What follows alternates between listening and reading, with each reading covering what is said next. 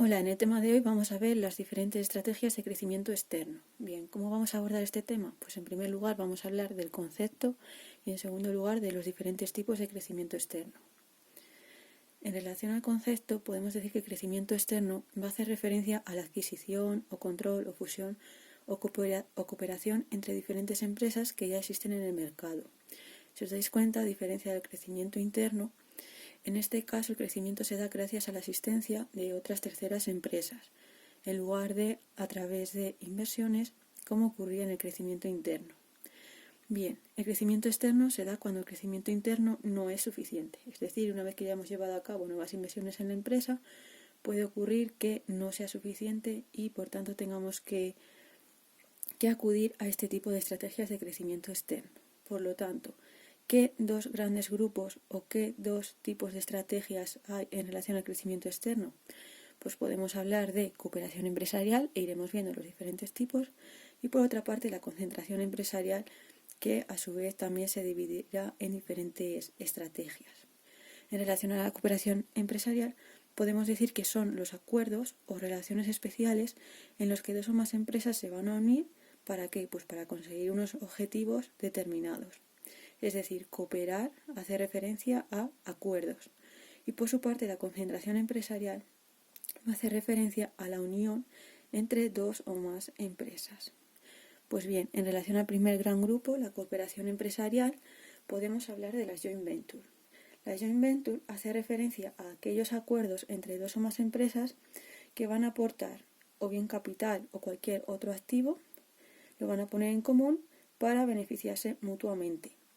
Por ejemplo, cuando una empresa quiere operar en un país extranjero y necesita información para conocer ese mercado, puede contactar con una empresa de ese determinado lugar para solicitar información y a cambio esta empresa pues puede aportar otro tipo de activos que le beneficien a la empresa de ese país a que queremos acudir, por ejemplo, capital y demás, de tal manera que se comparten determinados activos como la información y demás y ambas saldrán beneficiadas. Por otra parte, podemos hablar del cártel. El cártel o concentración horizontal va a consistir en un grupo de empresas que pertenecen al mismo sector y que van a dominar prácticamente el mercado. En este caso, los cárteles seguramente suenan de los oligopolios, es decir, aquellos mercados en los que actúan pocas empresas. Estas empresas pueden llegar a acuerdos para repartirse el mercado o para fijar precios, de tal manera que dicho mercado se convertiría en un monopolio. Un ejemplo de cártel es la OPEP, la Organización de Países Exportadores de Petróleo, que fijan los precios de los barriles. No obstante, si bien la OPEP está permitida, la mayoría de cárteles suelen estar prohibidos. En tercer lugar, podemos hablar del clúster.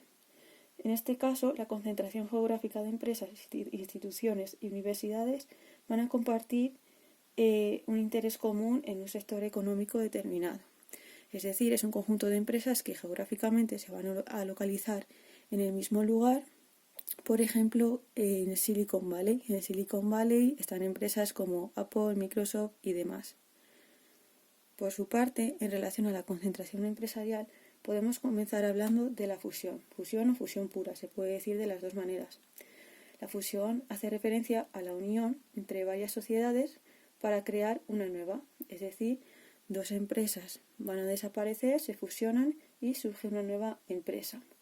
De tal manera que la empresa que surge como fruto de esta negociación va a asumir tanto los derechos como las obligaciones de las empresas que desaparecen, formando un patrimonio único.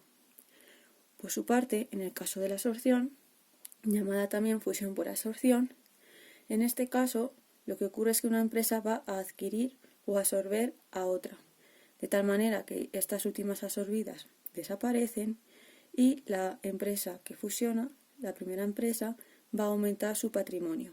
¿Por qué? Porque el patrimonio de las empresas que absorbe va a ser asumido por la primera. También podemos hablar de la participación. La participación en sociedades se da cuando una empresa va a comprar parte del capital social de otra con la intención de dominarla. Si recordáis, el capital social de la empresa se dividía en diferentes acciones.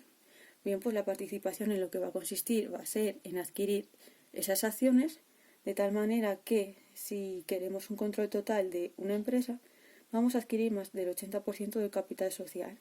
Y por otra parte, si queremos